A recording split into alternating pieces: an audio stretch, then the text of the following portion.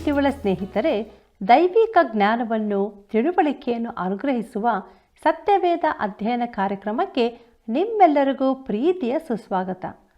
ಈ ದಿನಗಳು ಒಂದು ರೀತಿಯ ಭ್ರಮೆಯಿಂದಲೂ ಬೆಳಕಿಗಾಗಿ ಹುಡುಕುವ ಸ್ಥಿತಿಯಲ್ಲಿದೆ. ಸೀಮೋನ ಪೇತ್ರನ ಪ್ರಶ್ನೆ, ಸ್ವಾಮಿ, ನಿನ್ನನ್ನು ಬಿಟ್ಟು ಎಲ್ಲಿಗೆ ಹೋಗಲಿ? ಈ ಪ್ರಶ್ನೆಯ ಗೂಢಾರ್ಥಗಳನ್ನು ತಿಳಿಯಬಯಸುವಿರಾ? ಯೇಸುವಿನ ಸಹೋದರರ ಸಲಹೆ, 3 ಹಬ್ಬಗಳು ಎಂಬ ವಿಷಯಗಳನ್ನು ಇಂದು ನಾವು ಕಲಿಯಲಿರುವೆವು. ಆದುದರಿಂದ ನಮ್ಮನ್ನು ದೇವರಾತ್ಮನಿಗೆ ಒಪ್ಪಿಸಿಕೊಟ್ಟು ಆತನ ನಡೆಸುವಿಕೆಯ ಅನುಭವದಿಂದ ಇಂದಿನ ಅಧ್ಯಯನವನ್ನು ಪ್ರಾರಂಭಿಸೋಣ. ಕರ್ತನಲ್ಲಿ ನನ್ನ ಪ್ರಿಯ ಸಹೋದರ ಸಹೋದರಿಯರೇ, ದೇವರ ಅತೀ ಪರಿಶುದ್ಧವಾದ ನಾಮದಲ್ಲಿ ನಿಮ್ಮನ್ನು ಮತ್ತೊಂದಾವರ್ತಿ ವಂದಿಸುತ್ತಾ ಇಂದಿನ ಸತ್ಯವೇದ ಅಧ್ಯಯನಕ್ಕೆ ಬಹು ಪ್ರೀತಿಯಿಂದ ಸ್ವಾಗತಿಸುತ್ತೇನೆ. ಬಂದಿರಿ, ಇಂದು ನಾವು ಯೋಹಾನನು ಬರೆದ ಸುವಾರ್ತೆ 6ನೇ ಅಧ್ಯಾಯ 66ನೇ ವಚನವನ್ನು ಮುಂದುವರಿಸಿ 7ನೇ ಅಧ್ಯಾಯದ ಪ್ರಾರಂಭದ 14 ವಚನಗಳನ್ನು ಧ್ಯಾನ ಮಾಡಿಕೊಳ್ಳೋಣ. ಹಾಗಾದರೆ ಬನ್ನಿರಿ, ನಮ್ಮ ಇಂದಿನ ಧ್ಯಾನವನ್ನು ಆರಂಭಿಸುವ ಹಾಗೆ ದಯಮಾಡಿ ನಿಮ್ಮ ಸತ್ಯವೇದದಲ್ಲಿ ಯೋಹಾನನು ಬರೆದ ಸುವಾರ್ತೆ 6ನೇ ಅಧ್ಯಾಯ 66ನೇ ವಚನವನ್ನು ನನ್ನೊಂದಿಗೆ ಗಮನಿಸಿರಿ.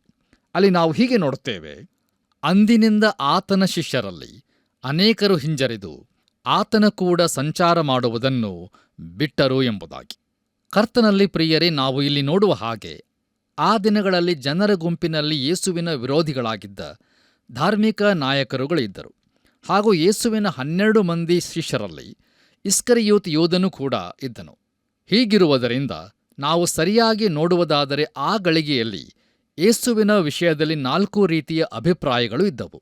ಮತ್ತು 12 ಮಂದಿ ಶಿಷ್ಯರು ಅಲ್ಲದೆ ಉಳಿದ ಶಿಷ್ಯರಲ್ಲಿ ಅನೇಕ ಶಿಷ್ಯರು ಹಿಂಜರಿದು ಯೇಸು ಕ್ರಿಸ್ತನನ್ನು ಬಿಟ್ಟು ಹೋದರು. ನಮ್ಮ ಧ್ಯಾನವನ್ನು ಮುಂದುವರಿಸಿ ನಾವು ಯೋಹಾನನು ಬರೆದ ಸುವಾರ್ತೆ 6ನೇ ಅಧ್ಯಾಯ 67 ಮತ್ತು 68ನೇ ವಚನವನ್ನು ಓದುವಾಗ ಅಲ್ಲಿ ಹೀಗೆ ನೋಡುತ್ತೇವೆ: ಯೇಸು ಇದನ್ನು ನೋಡಿ ತನ್ನ 12 ಮಂದಿಯನ್ನು, ನೀವೂ ಸಹ ಹೋಗಬೇಕೆಂದಿದ್ದೀರಾ ಎಂದು ಕೇಳಿದ್ದಕ್ಕೆ ಸೀಮೋನ್ ಪೇತ್ರನು, ಸ್ವಾಮಿ, ನಿನ್ನನ್ನು ಬಿಟ್ಟು ನಾವು ಇನ್ನಾರ ಬಳಿಗೆ ಹೋಗೋಣ? ನಿನ್ನಲ್ಲಿ ನಿತ್ಯ ಜೀವವನ್ನು ಉಂಟು ಮಾಡುವ ವಾಕ್ಯಗಳುಂಟು ಎಂಬುದಾಗಿ. ಕರ್ತನಲ್ಲಿ ನನ್ನ ಪ್ರಿಯ ಸಹೋದರ ಸಹೋದರಿಯರೇ, ಸೀಮೋನ್ ಪೇತ್ರನು ಮಾಡಿದ ಈ ಅರಿಕೆಯು ಅದ್ಭುತವಾದದ್ದು. ಯೇಸು ಅಂದು ಕೇಳಿದ ಆ ಪ್ರಶ್ನೆ ಇಂದೂ ಸಹ ನಮ್ಮ ಮುಂದೆ ಇದೆ. ಯೇಸು ಕ್ರಿಸ್ತನು ನಿನಗೆ ರಕ್ಷಕನೂ ಆಗಿದ್ದಾನೆ ಎಂದು ನೀವು ಹೇಳದಿದ್ದರೆ, ಆತನು ನಿಮ್ಮ ಅಗತ್ಯತೆಗಳನ್ನು ಒದಗಿಸದೇ ಇರುವುದಾದರೆ ನೀವು ಎಲ್ಲಿಗೆ ಹೋಗುತ್ತಿದ್ದೀರಿ ಎಂದು ನಾನು ನಿಮ್ಮನ್ನು ಕೇಳುತ್ತೇನೆ. ಒಮ್ಮೆ ಹವಾಯಿ ದ್ವೀಪಗಳ ಗುಂಪಿನ ಮಾಒಇ ಎಂದು ಕರೆಯಲ್ಪಡುವ ದ್ವೀಪದಲ್ಲಿ ಒಂದು ಯುವಜನರ ತಂಡವು ಯಾವುದೋ ಒಂದು ಆಕೃತಿಯ ಚಿತ್ರವನ್ನು ತಮ್ಮ ಮುಂದೆ ಇಟ್ಟುಕೊಂಡು ಒಂದೇ ವಾಕ್ಯದ ಸಂಗೀತವನ್ನು ಪದೇ ಪದೇ ಹೇಳುತ್ತಾ ಇದ್ದರು. ಅವರಿಗೆ ಅದರಿಂದ ಯಾವುದೇ ತೃಪ್ತಿಯೂ ಸಿಗುತ್ತಿರಲಿಲ್ಲ. ನೋಡಿರಿ ಪ್ರಿಯರೇ, ಈ ದಿನಮಾನಗಳಲ್ಲಿ ಜನರಲ್ಲಿ ಯಾವ ರೀತಿಯ ಭ್ರಮೆ ತುಂಬಿದೆ ಎಂದು ನಮಗೆ ತಿಳಿಯುವುದಿಲ್ಲ. ಅನೇಕರು ಬೆಳಕಿಗಾಗಿ ಎಲ್ಲಾ ದಿಕ್ಕುಗಳಲ್ಲಿ ಹುಡುಕುತ್ತಾ ಇದ್ದಾರೆ. ಸೀಮೋನ್ ಪೇತ್ರನು ಕೇಳಿದ ಪ್ರಶ್ನೆಯನ್ನು ನಾನೂ ಸಹ ಕೇಳಲು ಬಯಸುತ್ತೇನೆ. ನಾವು ಇನ್ನಾರ ಬಳಿಗೆ ಹೋಗೋಣ? ನೋಡಿರಿ ಪ್ರಿಯರೇ, ಯೇಸು ಕ್ರಿಸ್ತನಲ್ಲಿ ಮಾತ್ರ, ಹೌದು, ಆತನಲ್ಲಿಯೇ ಮಾತ್ರ ನಿತ್ಯ ಜೀವವನ್ನುಂಟು ಮಾಡುವ ವಾಕ್ಯಗಳುಂಟು. ದೇವರ ನಾಮಕ್ಕೆ ಸ್ತೋತ್ರವಾಗಲಿ. ಬನ್ನಿರಿ ಪ್ರಿಯರೇ, ನಮ್ಮ ಧ್ಯಾನವನ್ನು ಮುಂದುವರಿಸಿ ನಾವು ಯೋಹಾನನು ಬರೆದ ಸುವಾರ್ತೆ 6ನೇ ಅಧ್ಯಾಯ 69ರಿಂದ 71 ವಚನಗಳನ್ನು ಓದಿಕೊಳ್ಳೋಣ.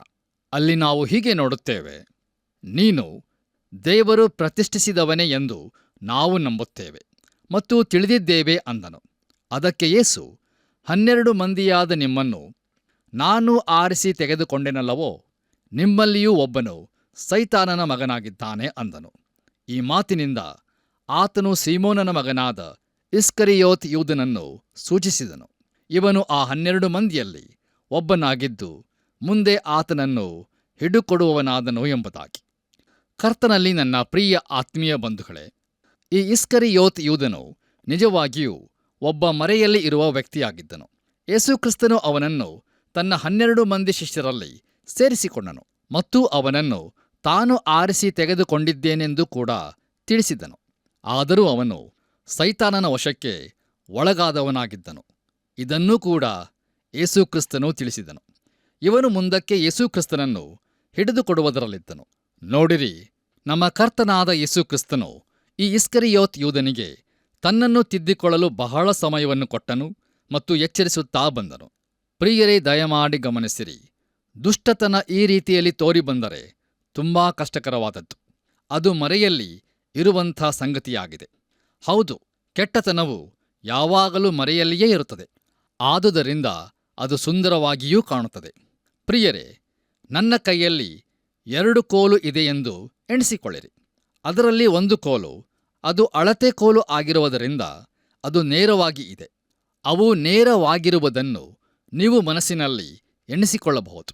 ಹಾಗೆಯೇ ನನ್ನ ಕೈಯಲ್ಲಿ ಬಾಗಿರುವ ಇನ್ನೊಂದು ಕೋಲನ್ನು ನಾನು ಹಿಡಿದುಕೊಂಡಿದ್ದೇನೆ ಎಂದು ಕೂಡ ಎಣಿಸಿಕೊಳ್ಳಿರಿ.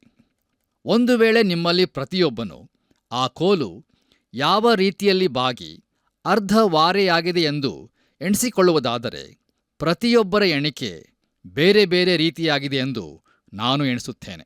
ಹಾಗೆಯೇ ಪ್ರಿಯರೇ, ಕೆಟ್ಟತನವು ಇದೇ ರೀತಿಯಾಗಿ ಮರೆಯಲ್ಲಿ ಇರುತ್ತದೆ. ಪ್ರಿಯರೇ, ಇಸ್ಕರಿಯೋತ್ ಯೂದನನ್ನು ಈ ಸುವಾರ್ತೆಯಲ್ಲಿ ತೋರಿಬರುವ ಎಲ್ಲಾ ಸಂದರ್ಭಗಳಲ್ಲಿಯೂ ಅರ್ಥ ಮಾಡಿಕೊಳ್ಳುವುದು ತುಂಬಾ ಕಷ್ಟ ಎಂದು ನಾನು ಒಪ್ಪಿಕೊಳ್ಳುತ್ತೇನೆ. ಮತ್ತು ನಮ್ಮ ಕರ್ತನು ಇಲ್ಲಿ ಆತನ ವಿಷಯದಲ್ಲಿ ಒಂದು ವಿಶೇಷವಾದಂಥ ಸಂಗತಿಯನ್ನು ಹೇಳುತ್ತಿದ್ದಾನೆ. ಅವನು ಸೈತಾನನ ಮಗನು ಎಂಬುದಾಗಿ. ಆದರೆ ಪ್ರಿಯರೇ, ಪೇತ್ರನ ಅರಿಕೆ ಇದಕ್ಕೆ ವಿರುದ್ಧವಾದದ್ದು. ನೀನು ದೇವರು ಪ್ರತಿಷ್ಠಿಸಿದ ಕ್ರಿಸ್ತನೇ ಎಂದು ನಾವು ತಿಳಿದುಕೊಂಡು ನಂಬಿದ್ದೇವೆ ಎಂಬುದಾಗಿ. ದೇವರ ನಾಮಕ್ಕೆ ಸ್ತೋತ್ರವಾಗಲಿ.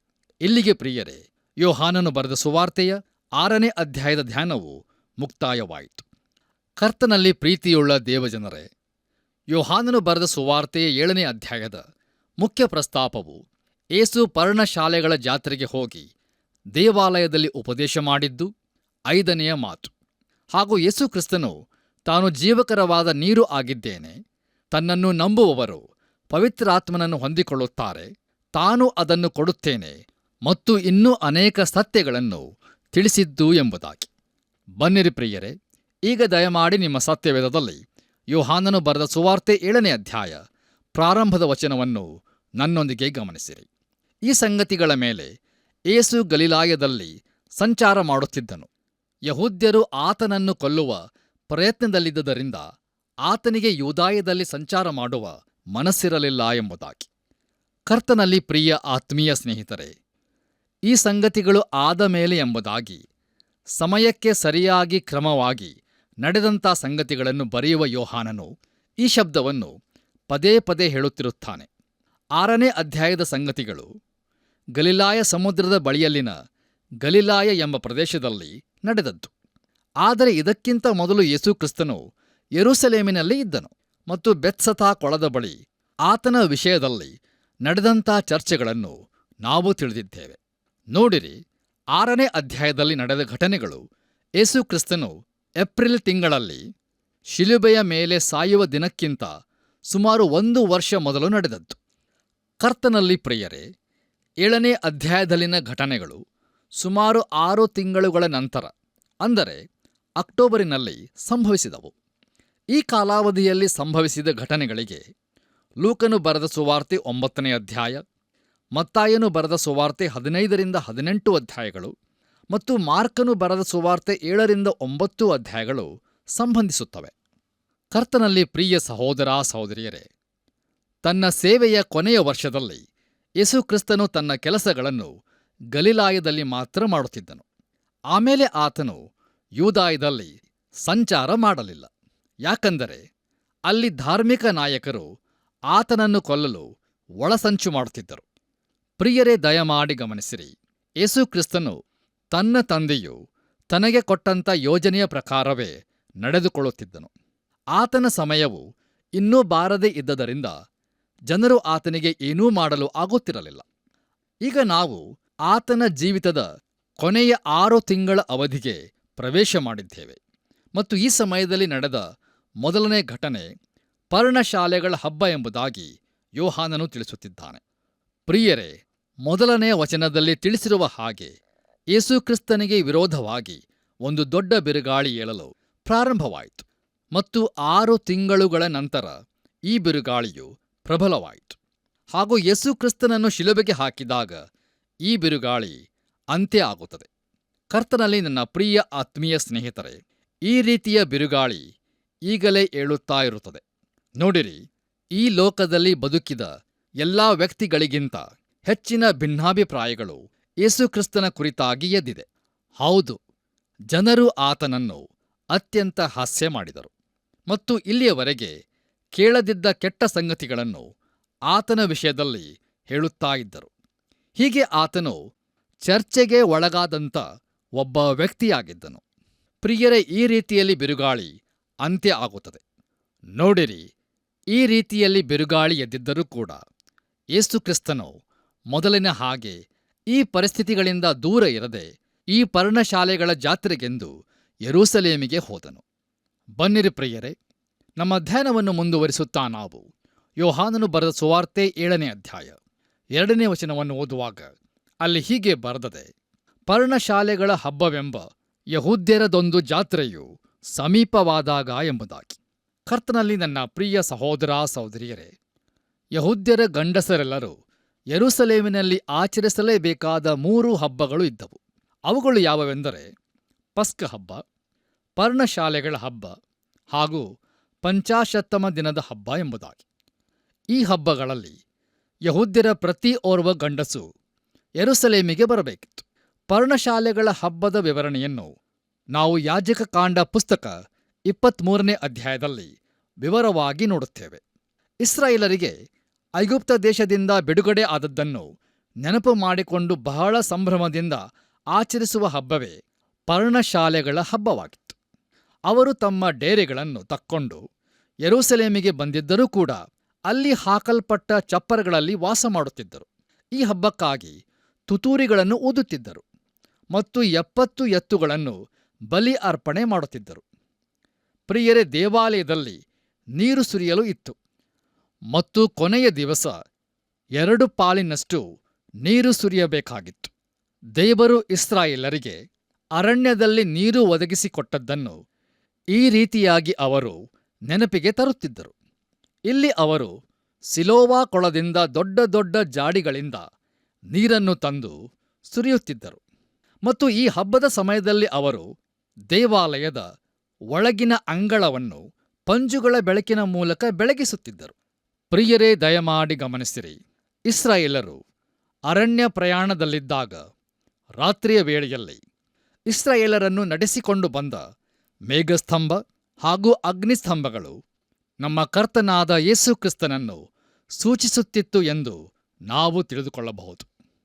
ಪ್ರಿಯರೇ, ಹಳೆಯ ಒಡಂಬಡಿಕೆಯಲ್ಲಿ ತಿಳಿಸಿರುವ ಎಲ್ಲಾ ಹಬ್ಬಗಳು ಪೂರ್ತಿಯಾಗಿ ನೆರವೇರಲ್ಪಟ್ಟಿವೆ.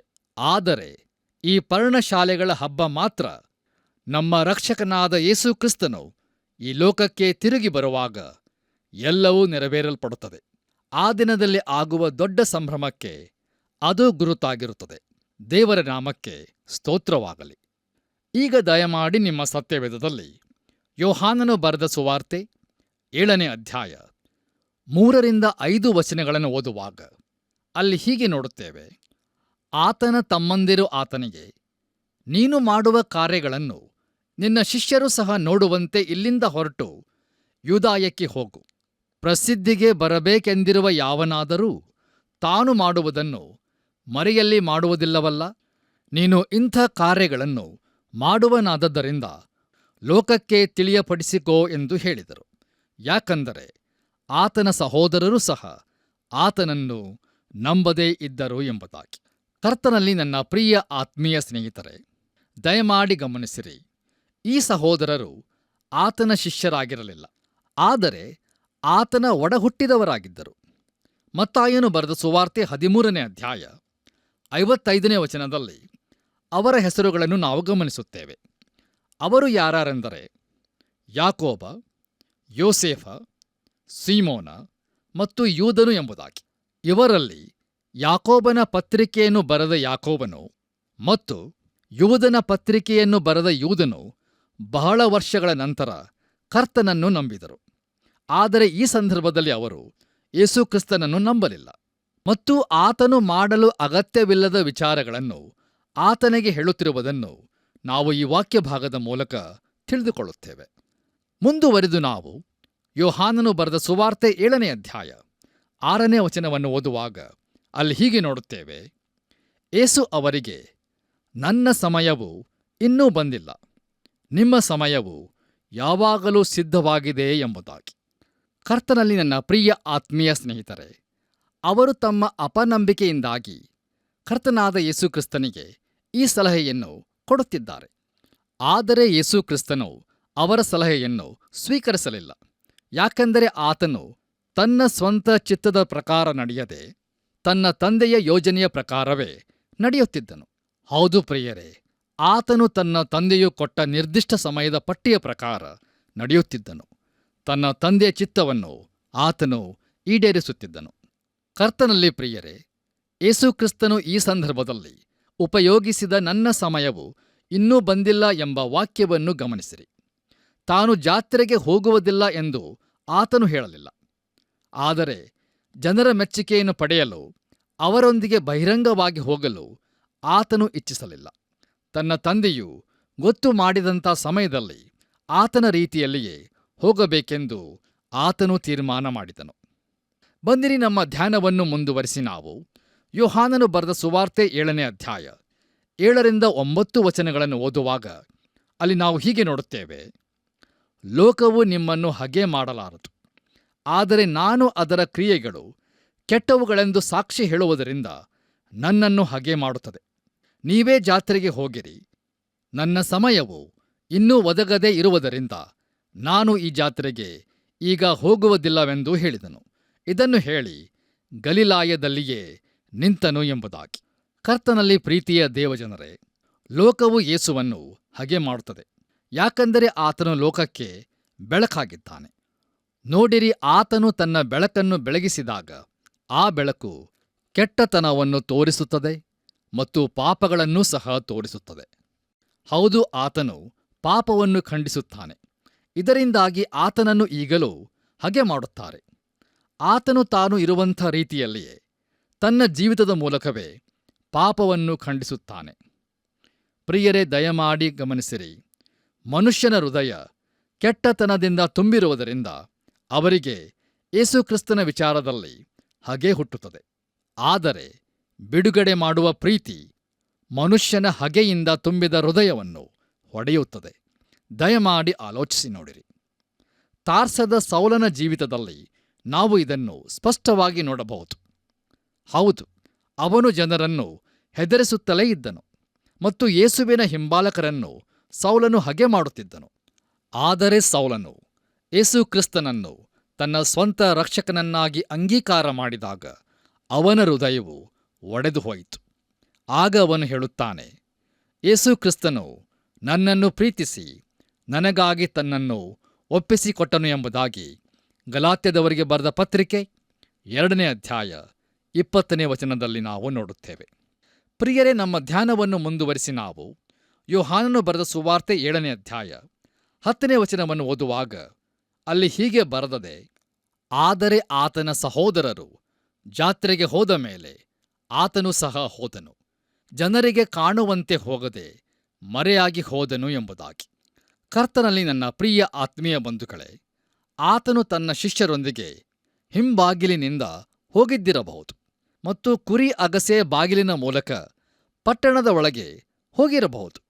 ಹಾಗೂ ಆತನು ಬಹಿರಂಗವಾಗಿ ಜಯೋತ್ಸವದೊಂದಿಗೆ ಯೆರೂಸಲೇಮಿಗೆ ಪ್ರವೇಶ ಮಾಡಿ ಅವರು ತನ್ನನ್ನು ಅಂಗೀಕಾರ ಮಾಡಬೇಕು, ಇಲ್ಲವೇ ತಿರಸ್ಕಾರ ಮಾಡಬೇಕು ಎಂದು ಹೇಳುವ ದಿನದವರೆಗೆ ಆತನು ಈ ಕುರಿ ಅಗಸೆ ಬಾಗಿಲಿನ ಮೂಲಕವೇ ಒಳಗೆ ಹೋಗಿ ಬರುತ್ತಿದ್ದಿರಬೇಕು. ಮುಂದುವರೆದು ನಾವು ಯೋಹಾನನು ಬರೆದ ಸುವಾರ್ತೆ 7ನೇ ಅಧ್ಯಾಯ 11-13 ವಚನಗಳನ್ನು ಓದುವಾಗ ಅಲ್ಲಿ ಹೀಗೆ ನೋಡುತ್ತೇವೆ. ಜಾತ್ರೆಯಲ್ಲಿ ಯೆಹೂದ್ಯರು ಅವನು ಎಲ್ಲಿದ್ದಾನೆಂದು ಆತನನ್ನು ಹುಡುಕುತ್ತಿದ್ದರು ಮತ್ತು ಜನರ ಗುಂಪುಗಳಲ್ಲಿ ಆತನ ವಿಷಯವಾಗಿ ಬಹಳ ಗುಜುಗುಜು ಮಾತು ನಡೆಯುತ್ತಿತ್ತು. ಕೆಲವರು ಆತನು ಒಳ್ಳೆಯವನು ಅಂದರು, ಇನ್ನು ಕೆಲವರು ಅಲ್ಲ, ಜನರನ್ನು ತಪ್ಪಾದ ಮಾರ್ಗಕ್ಕೆ ಎಳೆಯುತ್ತಾನೆ ಅಂದರು. ಆದರೂ ಯೆಹೂದ್ಯರ ಭಯದಿಂದ ಯಾರೂ ಆತನ ವಿಷಯದಲ್ಲಿ ಧಾರಾಳವಾಗಿ ಮಾತಾಡಲಿಲ್ಲ ಎಂಬುದಾಗಿ.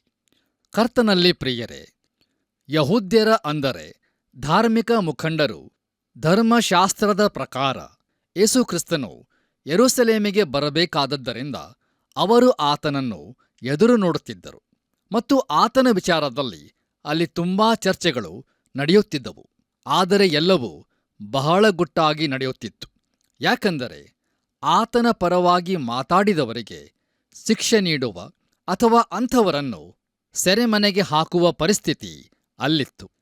ಬನ್ನಿರಿ ಪ್ರಿಯರೇ, ನಮ್ಮ ಇಂದಿನ ಧ್ಯಾನವನ್ನು ಮುಕ್ತಾಯಗೊಳಿಸುವ ಹಾಗೆ ಕೊನೆಯದಾಗಿ ನಾವು ಯೋಹಾನನು ಬರೆದ ಸುವಾರ್ತೆ 7ನೇ ಅಧ್ಯಾಯ 14ನೇ ವಚನವನ್ನು ಓದುವಾಗ ಅಲ್ಲಿ ಹೀಗೆ ಬರೆದದೆ: ಜಾತ್ರೆಯ ಮಧ್ಯಕಾಲದಲ್ಲಿ ಯೇಸು ದೇವಾಲಯಕ್ಕೆ ಹೋಗಿ ಬೋಧಿಸುತ್ತಿದ್ದನು ಎಂಬುದಾಗಿ. ಕರ್ತನಲ್ಲಿ ಪ್ರಿಯ ದೇವಜನರೇ, ಯೇಸು ಕ್ರಿಸ್ತನು ಪಕ್ಕನೆ ದೇವಾಲಯದಲ್ಲಿ ತೋರಿಬಂದನು. ಹೌದು, ಆತನು ಈ ಪರ್ಣಶಾಲೆಗಳ ಜಾತ್ರೆಯ ಹಬ್ಬಕ್ಕೆ ಬರುವುದು ದೇವರ ಸಮಯದ ಪಟ್ಟಿಯಲ್ಲಿ ಇತ್ತು. ಮತ್ತು ಅದು ಯೇಸು ಕ್ರಿಸ್ತನು 2ನೇ ಸಾರಿ ಈ ಭೂಮಿಗೆ ಬರುವುದನ್ನು ನಮ್ಮೆದುರಿಗೆ ತರುವಂಥದ್ದಾಗಿತ್ತು. ನೋಡಿರಿ, ಈ ಹಬ್ಬವು ಎಲ್ಲವನ್ನು ಪೂರ್ತಿಗೊಳಿಸುವಂಥದ್ದಾಗಿದೆ. ಪ್ರಿಯರೇ, ದಯಮಾಡಿ ಗಮನಿಸಿರಿ, ಆತನು ಪಕ್ಕನೆ ಪ್ರತ್ಯಕ್ಷನಾಗಲಿದ್ದಾನೆ. ಕರ್ತನು ತನ್ನ ಆಲಯಕ್ಕೆ ಪಕ್ಕನೆ ಬರುವನು ಎಂಬುದಾಗಿ ಮಲಾಕಿಯನು ಬರೆದ ಪ್ರವಾದನಾ ಗ್ರಂಥ 3ನೇ ಅಧ್ಯಾಯ 1ನೇ ವಚನದಲ್ಲಿ ನಾವು ನೋಡುತ್ತೇವೆ. ಹೌದು ಪ್ರಿಯರೇ, ಆತನು ಇನ್ನೊಮ್ಮೆ ಪರಲೋಕದಿಂದ ಬರುವಾಗ ಇದೂ ನೆರವೇರುತ್ತದೆ. ದೇವರ ನಾಮಕ್ಕೆ ಸ್ತೋತ್ರವಾಗಲಿ. ಈ ವಾಕ್ಯ ಸಂದೇಶವನ್ನು ಆಲಿಸುತ್ತಿರುವಂಥ ನನ್ನ ಪ್ರಿಯ ಸಹೋದರ ಸಹೋದರಿಯರೇ, ಎಲ್ಲವುಗಳ ಅಂತ್ಯವು ಹತ್ತಿರವಾಗಿದೆ. ಯುಗದ ಸಮಾಪ್ತಿಯು ಬಹು ಸಮೀಪವಾಗಿದೆ. ಆದ್ದರಿಂದ ಸಮಯವನ್ನು ವ್ಯರ್ಥ ಮಾಡದೆ ಸ್ವಸ್ಥಚಿತ್ತರಾಗಿದ್ದು, ಜಿತೇಂದ್ರಿಯರಾಗಿದ್ದು, ಎಚ್ಚರವಾಗಿದ್ದು ಹಾಗೂ ಪರಿಶುದ್ಧರಾಗಿದ್ದುಕೊಂಡು ಕರ್ತನ 2ನೇ ಬರೋಣಕ್ಕೆ ನಮ್ಮನ್ನು ನಾವು ಸಿದ್ಧಪಡಿಸಿಕೊಳ್ಳೋಣ. ನಮ್ಮ ಕರ್ತನಾದ ಯೇಸು ಕ್ರಿಸ್ತನನ್ನು ನಮ್ಮ ಸ್ವಂತ ರಕ್ಷಕನನ್ನಾಗಿ ಇಂದೇ ಅಂಗೀಕರಿಸಿಕೊಂಡು ಜಯದ ಜೀವಿತವನ್ನು ಜೀವಿಸುತ್ತಾ ಆ ನಿತ್ಯ ರಾಜ್ಯಕ್ಕೆ ಬಾಧ್ಯಸ್ಥರಾಗೋಣ. ತಂದೆಯಾದ ದೇವರು ನಮ್ಮೆಲ್ಲರನ್ನು ಆಶೀರ್ವದಿಸಿ ಬಲಪಡಿಸಿ ನಡೆಸಲಿ. ಆಮೆನ್. ಪ್ರಿಯರೇ, ಇಂದಿನ ಅಧ್ಯಯನದಲ್ಲಿ ನಂಬಿಕೆಯ ಅಥವಾ ವಿಶ್ವಾಸದ ಜೀವಿತ ಯೇಸು ಕ್ರಿಸ್ತನನ್ನು ನಂಬಿ ತಿಳಿದುಕೊಂಡ ಜೀವಿತವಾಗಿದೆ ಎಂಬುದಾಗಿಯೂ ಯೋಹಾನನು ಬರೆದ ಸುವಾರ್ತೆಯ 7ನೇ ಅಧ್ಯಾಯದಲ್ಲಿ 10 ವಚನಗಳಲ್ಲಿ ಯಹೂದ್ಯರ ಗಂಡಸರು ಆಚರಿಸಬೇಕಾದ 3 ಹಬ್ಬಗಳು ಇವುಗಳೆಲ್ಲ ಪೂರ್ತಿಯಾಗಿ ನೆರವೇರಿಸಲ್ಪಟ್ಟಿದೆ. ಆತನು ಬೆಳಕಾಗಿ ಲೋಕಕ್ಕೆ ಬಂದನು, ಆ ಬೆಳಕು ಕತ್ತಲೆಯಲ್ಲಿ ಬೆಳಗುತ್ತದೆ ಎಂಬುದಾಗಿಯೂ ಕಂಡುಕೊಂಡೆವು. ಆದುದರಿಂದ ನಾವೆಲ್ಲರೂ ಪಾಪವನ್ನು ಹಗೆ ಮಾಡಿ ಕ್ರಿಸ್ತನ ಬೆಳಕಿನಲ್ಲಿ ಜೀವಿಸೋಣ. ಬನ್ನಿರಿ, ಕಣ್ಣುಗಳನ್ನು ಮುಚ್ಚಿ ನಾವು ಪ್ರಾರ್ಥನೆಯನ್ನು ಮಾಡೋಣ. ಕೃಪಾ ಕನಿಕರವುಳ್ಳಂಥ ನಮ್ಮ ತಂದೆಯಾದ ದೇವರೇ, ನಮ್ಮ ರಕ್ಷಕನಾದಂಥ ಯೇಸು ಕ್ರಿಸ್ತನ ಮಹಿಮೆಯ ನಾಮದಲ್ಲಿ ನಿನಗೆ ವಂದನೆಗಳನ್ನು ಸಲ್ಲಿಸ್ತೇವೆ. ಈ ಲೋಕಕ್ಕೆ ನೀನು ರಕ್ಷಕನಾಗಿ ಹುಟ್ಟಿ ಇಗೋ ಕರ್ತನೆ, ಆತ್ಮಿಕ ಜೀವಿತದಲ್ಲಿ ರಕ್ಷಣೆಯನ್ನು ಕೊಡಬೇಕೆಂಬುದಾಗಿಯೂ ಈ ಲೋಕದಲ್ಲಿ ಬಂದಿದೆ. ಅದಕ್ಕಾಗಿ ಸ್ತೋತ್ರ. ಈ ನಮ್ಮ ಕಾರ್ಯಕ್ರಮವನ್ನು ವೀಕ್ಷಿಸುತ್ತಿರುವಂಥ ಪ್ರತಿಯೊಬ್ಬೊಬ್ಬರೂ ಸಹ ರಕ್ಷಣೆ ಹೊಂದಿ ಅವರ ಹೆಸರುಗಳು ಜೀವಬಾಧ್ಯರ ಪಟ್ಟಿಯಲ್ಲಿ ಬರೆಯಲ್ಪಡಬೇಕು ಕರ್ತನೆ. ಇದೇ ನಮ್ಮ ಪ್ರಾರ್ಥನೆಯಾಗಿದೆ. ಅವರೆಲ್ಲರನ್ನು ಆಶೀರ್ವದಿಸು, ಅವರನ್ನು ಅಭಿವೃದ್ಧಿಗೊಳಿಸು, ಇನ್ನೂ ಹೆಚ್ಚೆಚ್ಚಾಗಿ ನಿನ್ನ ವಾಕ್ಯದಲ್ಲಿ ಬೆಳೆದು ಸ್ಥಿರವಾಗಿ ನಿಲ್ಲುವಂತೆ ಕೃಪೆ ತೋರಿಸು. ಯೇಸು ಕ್ರಿಸ್ತನ ನಾಮದಲ್ಲಿ ಬೇಡಿದ್ದೇವೆ ನಮ್ಮ ತಂದೆಯೇ, ಆಮೇನ್. ಪ್ರಿಯರೇ, ದೇವರ ವಾಕ್ಯವು ನಮ್ಮ ಹೃದಯಕ್ಕೆ ಬೆಳಕನ್ನು, ಜ್ಞಾನವನ್ನು ಅನುಗ್ರಹಿಸಿದೆಯಲ್ಲವೇ? ಇಂದಿನ ಅನುಭವ ಪ್ರತಿಯೊಬ್ಬರೂ ಹೊಂದಿಕೊಳ್ಳಲು ಹಿಂದೆ ನಮಗೊಂದು ಕರೆ ಮಾಡಿರಿ. ತಿರುಗಿ ಭೇಟಿಯಾಗೋಣ. ವಂದನೆಗಳು.